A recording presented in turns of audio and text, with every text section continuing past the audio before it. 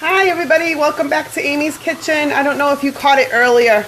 I was having technical difficulties with my live formatting it. But I was showing everyone how to get a beef brisket going, and I talked about the different ingredients that I add and how I brown it first in a pan with oil and butter. I'm just getting my tacos ready for my girls. But it's Taco Friday in Amy's Kitchen. And on top of that, I wanted to show you how now that my beef brisket's been cooking, that I talked about earlier, for 7 hours, this is the outcome of that. Isn't that magnificently gorgeous when it's all done? And now that's just going to pull apart. So that's officially done. Now I'm just getting my Spanish yellow rice and gandules going with some fried plantains. And I've already got my I'm only going to do 2 cups of rice, so I got my 3 cups of water and my sazon. I don't know if you can see it that way. Let me turn the camera around. So I've got my 2 cups of water, 3 cups of water, oil, like a tablespoon or 2. I put some tomato sauce in there, and I'm going to chop up some cilantro and onion because I don't have any sofrito, which is like a salsa. And I'm going to add olives to that and let it come to a boil. And then I'll be adding my 2 cups of rice. But again, if you didn't see it before, that's my beef brisket. And for that, the ingredients that I used was some diced tomatoes. And then I threw in a bunch of other stuff just to kind of juice it up. I threw in a package of ground bouillon cubes, beef bouillon cubes. And then, hold on 1 second. And then to that, I added like a tablespoon of vinegar and some salt and pepper, garlic salt, celery salt. And then I also seasoned it with salt and pepper and adobo and sazon by Goya. And I also threw in vinegar because that helps to tenderize the meat. And then I threw in an onion and a half a bag of frozen carrots. So if you missed my episode about 7 hours ago when I was preparing my brisket to go in the crock pot, that's what I used. So I'm just going to finish getting the rest of my ingredients ready for the rice, and then I'll be adding my rice to that. But I wanted to just quickly show everyone how the beef brisket came out, and I'm going to be putting it on a plate in a moment, and I'll show you that too. Just get my onion chopped up here for my rice and gandules. So I hope everybody had a good Friday. Mine was really boring. Just sat here all day with the dogs. Did a little bit of housework, but that's my excitement for the day. I was hoping that somebody would have responded to my post when I said, if you're having a wedding or a party, invite me. I'm bored out of my mind. But no one did. That's okay. So I'd like to hear about you guys' day, you know, since I'm going to be doing this Amy's Kitchen a couple times, hopefully a day, to keep up on it.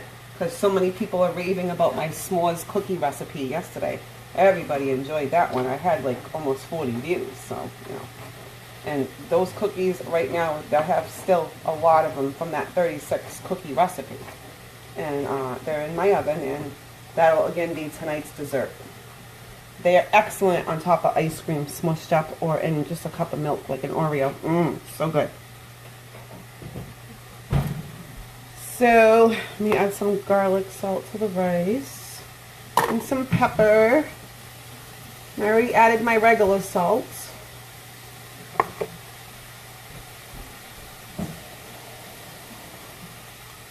Molly just had someone watching and now They stopped? I don't know.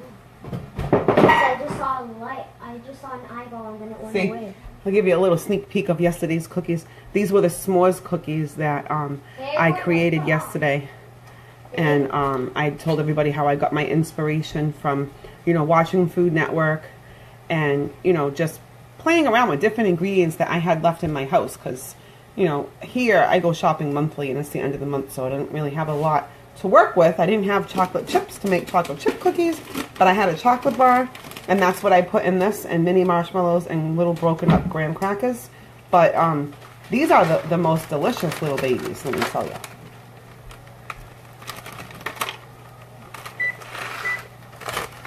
So now our water, we're waiting for that to come to a boil. I'm just going to quickly drain my pigeon peas. After all, that's what you're going to do with our pigeon peas. And I'm going to throw probably, I don't know, about a cup and a half of those in with my rice. Because again, I'm only making 2 cups. And wait for that to come to a boil. So I guess while we're waiting, I'll take out my beef brisket so I can get you guys off here and you can get to going to your dinner. And I'll just show you how tender it came out from being in that crock pot all day long. No, I know my own recipe. Huh? I know my own recipe. Oh yeah? Yeah. What's that? It's for like cook. It's like for Oreos. Oh my god! As I'm taking it out of the pan, if you can see, look at you here. It's literally breaking apart. That is how tender this baby of beef brisket is going to be. I don't even literally have to take it out and spread it apart with 2 forks because just from lifting it, I can actually probably get in here and just break it up. Now, I don't know if those of you that are on here now saw my video earlier. When I first started out, it was just a big hunk of beef brisket. And now it literally, you could have put potatoes in there and then that could have been your whole dinner right there. And then you could have made like rice on the side if you wanted to layer that on top of, make a little better rice. But literally, look at that. Fall apart beef brisket. Ooh yeah. Ooh la la. Who Ooh, needs yeah, baby. Texas Roadhouse or any other restaurant when you got Amy's Kitchen here on Facebook and on YouTube? You can catch all my latest recipes and food on YouTube, Amy's Kitchen, or here on Facebook. So again, I just want to thanks for coming again and for watching.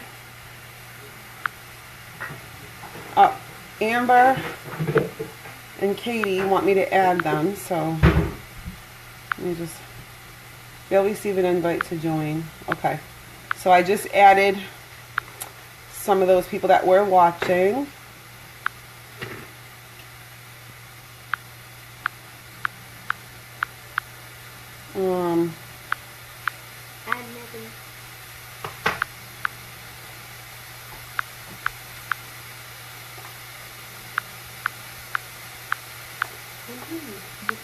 Okay, so thank you for watching, and I really hope you enjoyed this episode of beef brisket fall apart literally just from touching it with the spoon here.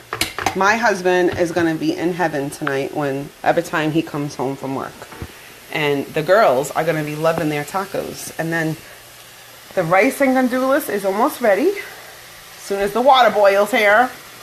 And then I'm going to move on to the plantains. And I'll come back with a few minutes with my plantains. Let me just go grab those really quick, okay? And I'll show you the most easiest way that my mother-in-law taught me on how to peel them babies.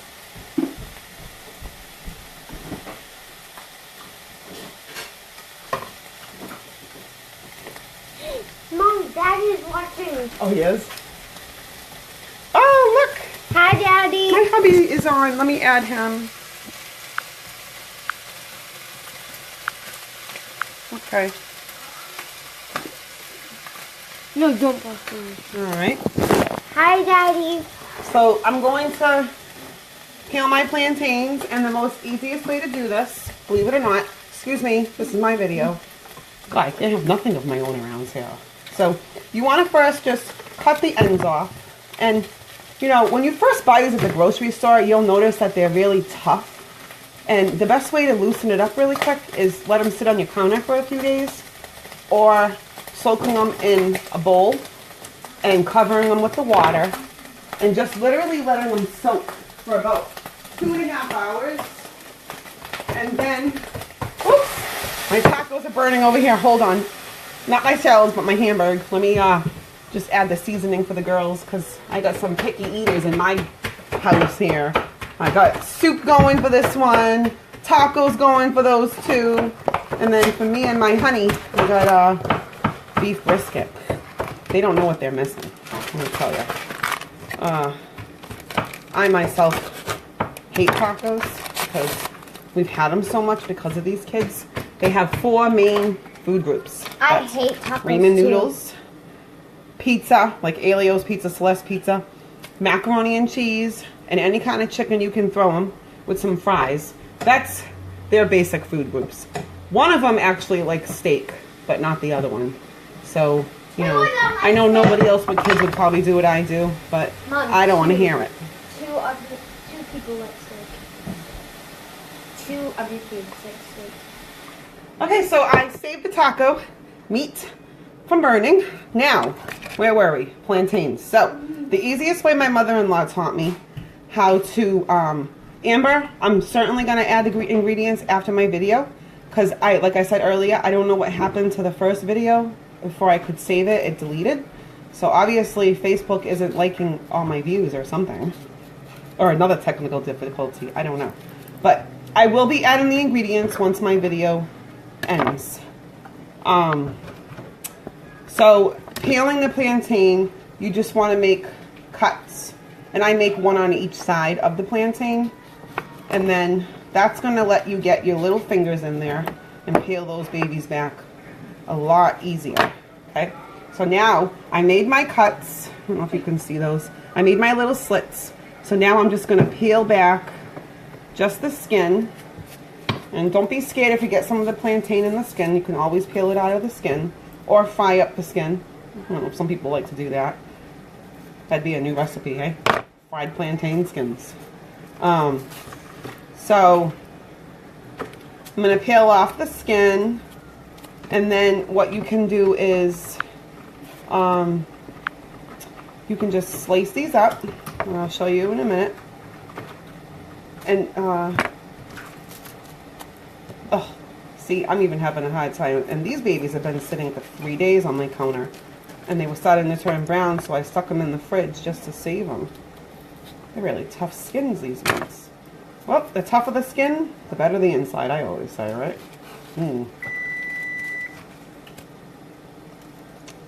Alright, let's see. Come on. It's never this difficult. I think it's because you guys are all watching me.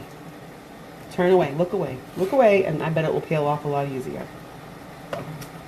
But you just have to keep working at it. And eventually, you will have a deformed shaped plantain. But nobody will notice because you're going to be slicing them up and frying them in vegetable oil until they turn a golden brown. And then you'll take them out and you'll use what I like to call my mallet, which is used to tenderize my meat also. Or back in the day before I had that, I would just use a canned good. That's what my mother-in-law always did. And you just flatten them after they become a light brown color in the oil. And then you put them back in the oil for a few more minutes until they get crispy. And you can actually make a dipping sauce. Ken's dressing is great. Or you can just salt and pepper them with some adobo, Goya adobo. My mother-in-law used to do this weird thing with water and garlic. And then she would use these like red pepper seeds. And she would make a little dip that way. But I don't really care for that, so I'm not going to do that. So after I sliced them, this is what I came out with. So now, once I put them in the pan with the oil, vegetable oil, and you only need like that much, a frying pan, a little bit, probably like half a cup of oil. Let it heat up, add these in, and then until they turn a light brown. Nothing darker than a light brown, because then they won't smush as good. And you'll have plantain home fries instead of plantains fried.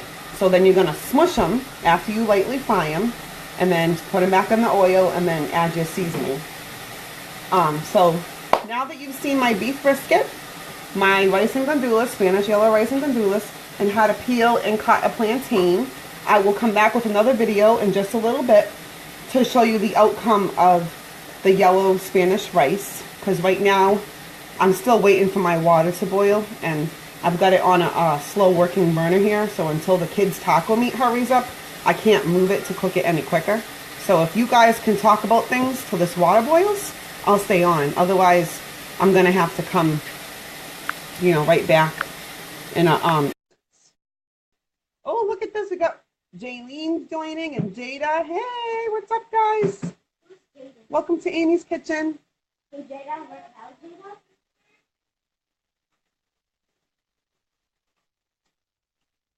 Yeah.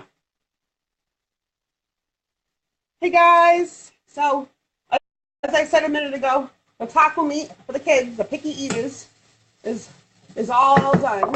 So now I can move the rice water to the front. Yay! And as I told Amber a little while ago, if you missed any of my ingredients for my beef brisket or my Spanish yellow rice and gandules or my fried plantains, which I've only cut them right now and peeled them, you can rewind this video. And I told Amber that I will be posting the ingredients for the beef brisket. And you all can try that at home. Because I learned from the best. I learned from my mother-in-law. I remember the first time I made Spanish yellow rice with gandules, and it was hard as a rock, and my husband would lie and tell you it was great. And I actually kept saying to her, teach me your secrets. I want to make it good. And it took me about 2 years to really learn how to get it right. And I'm a white girl, so, you all can learn too. It's fun to learn different cultures of cooking, I think. I wish I could speak Spanish. The only thing I know is hola, gracias, de nada, adios. When I want to be ya? No, I'm just kidding there. So I'm gonna measure out now because I did the rice, and I put 3 cups to 2 cups ratio is how it works. So I put 3 cups of water, and I added to that because I didn't have any sofrito. I added cilantro, and I probably added about 3 or 4 tablespoons that I cut up fresh.